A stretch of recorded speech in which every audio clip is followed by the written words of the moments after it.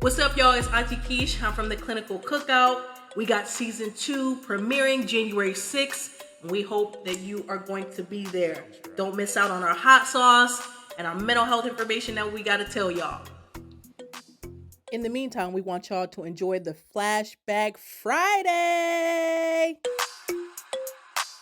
So, one of the things that have grinded my gears when it comes to relationships. No, Is, what did No, what don't did nobody. you said it itches your ass crack? it's just my ass. It's just my ass crack. Here we No. go. Let me back that up. It's just my ass. Okay, not grind my gears, but it's just my ass. Is the question? What do you bring to the table? Can we talk about trash, garbage? Can we say that? Can we What what categorize it as that? what about that like pisses you off? I I don't know where it came from. Like I don't know if it was a Captain Samuels thing. I don't know where this started from. Where now we started asking, and I feel like it's specifically seen in the Black community. Like I don't see any other community ever talking or even asking that question. So I just it pisses me off because I feel like Black women are put on this what is it, investigation, interrogation as to what we bring to the table, knowing damn well, like, do we have to pull up any statistics about what Black women do in their community? Do we have to go there? Like, why are we even doing that? Why? I don't think that that's Asinine. not only in the Black community, because you get Filipino communities who they marry their youngest women to the older men, because guess what? Everybody's wondering what this man is going to bring to the table. People are trying to intermingle their families so that they can get better financial status. And so I think that is the way that we say it, what you bring to the table. But people been saying that. My mama been saying that since the beginning That of ain't time. the same thing though. No, but it's typical for people to say, "What does that man bring to the table?" Yes, traditionally, it's what can you give to my daughter? Because if we think about it, we live in a patriarchal society. We always have. So it's always been a woman is taken care of, a girl is taken care of by her father, and then she is married off. So that man has to be able to take care of her. What Keisha's saying is it's not typical. It has never been traditional or typical for men to be asking women, what do you bring to the table? Like, that's not traditional in any sense of the word for men to be asking women that question. What you described was people asking the man that question. That's But altogether different. That's traditional. Well, let me ask you a question then. So, if you're talking gender and society and men having to prove what they bring to the table, why is it not fair that women have to do the same thing? If Let we me we answer want that. to be equal. Let me answer that. The reason why that's an issue is because men set up the system. And then they're mad because we're actually holding them accountable for the system that they set up. So now we're asking you to be providers or whatever you call yourself wanting to do. And then when you actually have to be, you know, when you actually have to do those things, now all of a sudden it's an issue. We don't ask women, can you cook and clean, because that's for being a woman's role or whatever they want to say, because we automatically assume that that's what a woman's going to do because that has been the system for a long time. If we're asking men to be providers because that's the system they set up, and then they don't want to do that, why are you asking me what I bring to the table if you don't even want to abide by your own rules? That's the difference. The different that's exactly what she said. At the end of the day, you can't say I want to be treated like a king or treated like a man or okay. So are you acting like a king? Because a king provides. So a king would never ask his queen, what do you bring to the table? It just doesn't work like that. And that's the only time we as women win at a double standard. Not to say that winning at a double standard is important, but it's really the only double standard that benefits us. And I mean, at the end of the day, I'm more of an egalitarian mindset, meaning everything should be more more like equal. So I don't mind showing what I bring to the table. so I can understand what you're saying. Like maybe not in the very first conversation that you have with somebody, sitting down at the table and being like, "Well, what do you bring to the table?" I understand that, but I was raised by a single mother, and being raised by a single mother, you had to have somebody who's matching what you have. You know, you have 3 kids. I have a job. I'm working. I'm trying to build something. I'm trying to raise these kids. So I can't bring somebody from the streets, busted and disgusted, and not bringing anything to the table to come in my house and mess up with the flow that I have with me and my kids. Same for single fathers. I know a lot of single fathers raising their kids. And the last thing you need when you're raising your kids is some raggedy female coming in there trying to infringe on whatever you have, worried about what you bring to the table because it's so what a patriarchal society, and not bringing her half to the table. So I believe that in a relationship, you should at least match energies if that's the agreement. Yeah. So it's not a problem that the person wants to know what you're bringing to the table. It just doesn't need to be like at the forefront when you meet somebody. All right, what's up? You got like, are you providing? That's what we ask men. Are you going to be able to provide for me? Because if not, I'm not moving forward. That's a whole topic in itself too. You got women out here that want men to support them 100%. Like they're supposed to pay all the bills. They're supposed to do everything, and all the woman is supposed to do, I guess, is take care of the home. Like this is the how we've been conditioned and trained. But yeah, so that's what you're saying. Like it's okay to have to like bring whatever to the table and let that person know like this is what I'm bringing. Well, implicitly, not explicitly saying that. Yeah. But it just doesn't need to be something that's you're asked like at the very beginning of a relationship. And I can maybe deal that's with that. different for y'all. I can deal Maybe with that's that. different for y'all because y'all married. But for me in the dating world, I like don't even if that even come out of a man's mouth, I'm getting up right from that table and we are not speaking because there's nothing for us to talk about if this is the mentality that you have. Like I don't play that, and every man I've dated has never asked me that question. They come correct and I'll come correct. What's understood don't need to be explained. So if my actions are showing that I'm not stepping up to the table or stepping up to the table, if my actions are showing something that you don't like or that you feel like I can improve in some areas, that's where we have that conversation and communicate. But if you automatically asking me right off the bat, oh, what you bring to the table, like, and then the moment I say I'm educated or anything, now that's a strike against me. Or now, if I say this, it's a strike against me. I don't cook, I don't clean. Like I ain't doing. And you know I do other what? things though.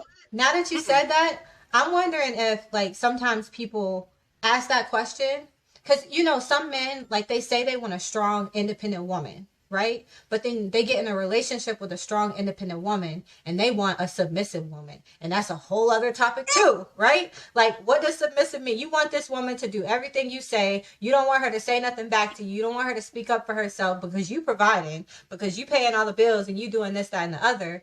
And like that's just like, is that what you want? So when someone says that they're educated and they're resilient and they've been through all this and they're doing this and they're doing that, they're in the community putting out all of this, is that intimidating for them? I agree. I understand. I agree.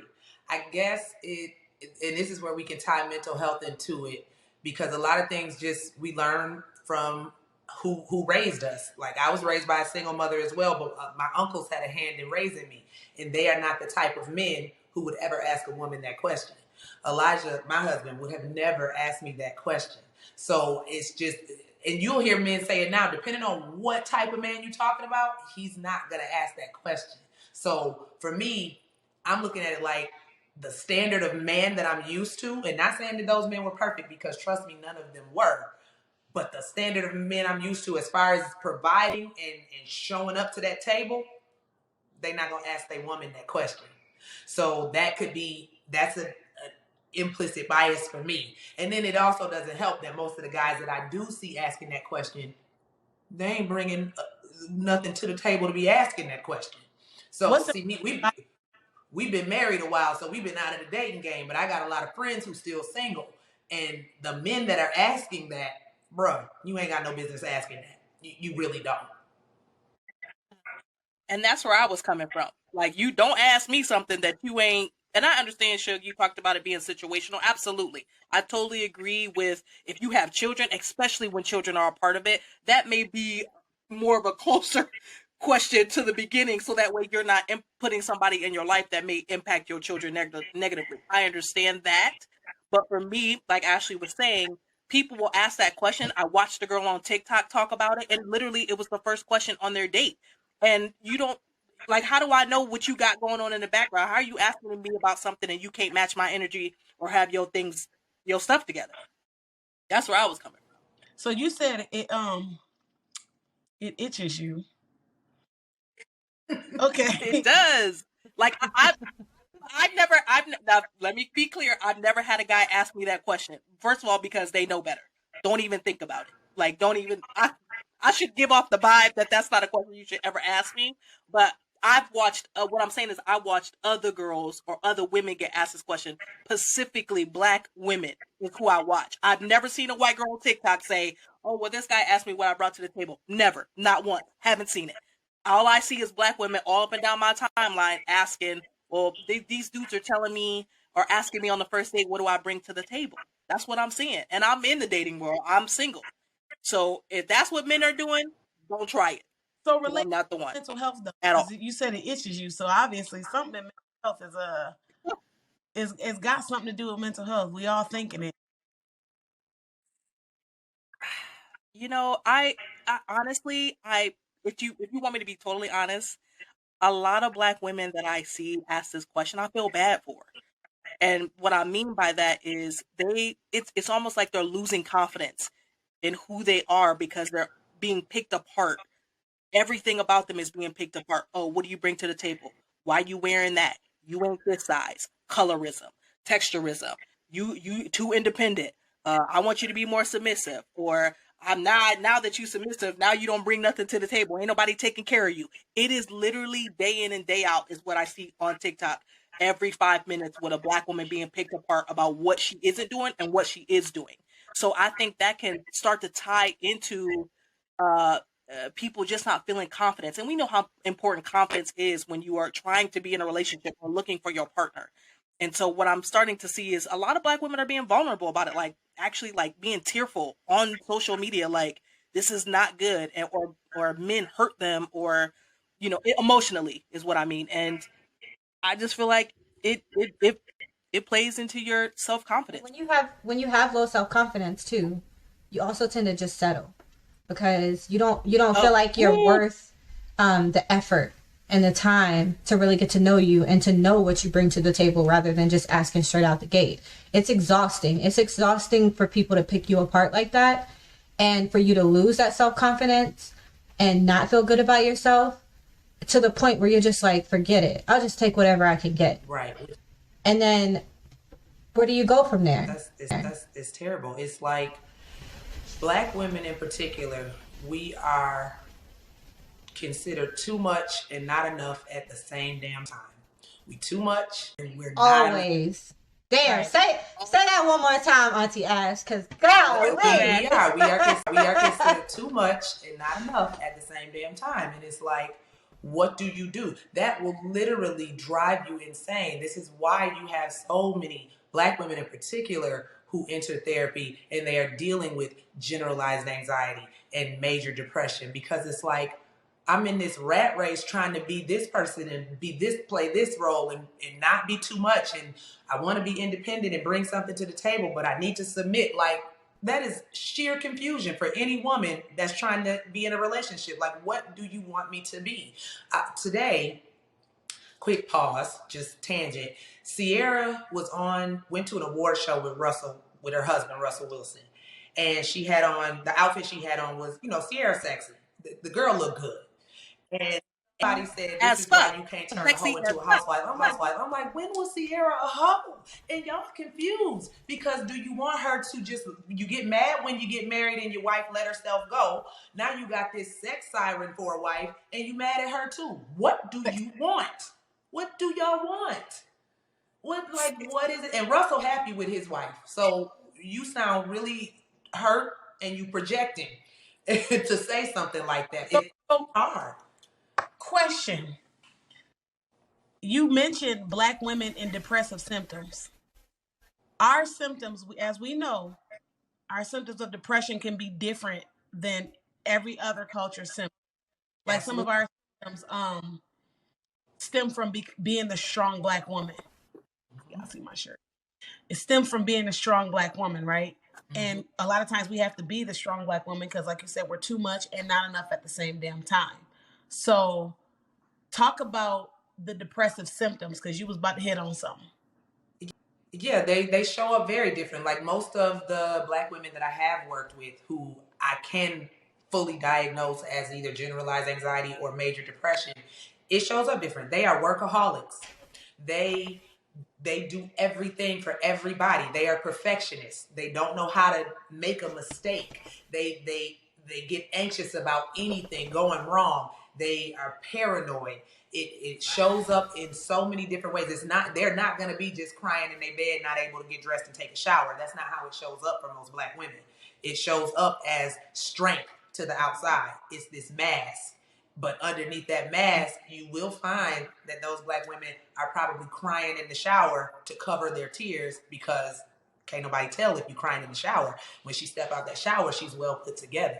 Right. So Black women, literally that strong Black woman syndrome is a part of the depression. It's like, nope, I gotta push through. I gotta be strong. I gotta show up. I gotta go to work every day. It's gotta look this way. It's gotta be perfect. I gotta show up for my kids and my mama and my husband or my boyfriend. That's how it shows up for us. That's why people can never really tell when a Black woman is really depressed.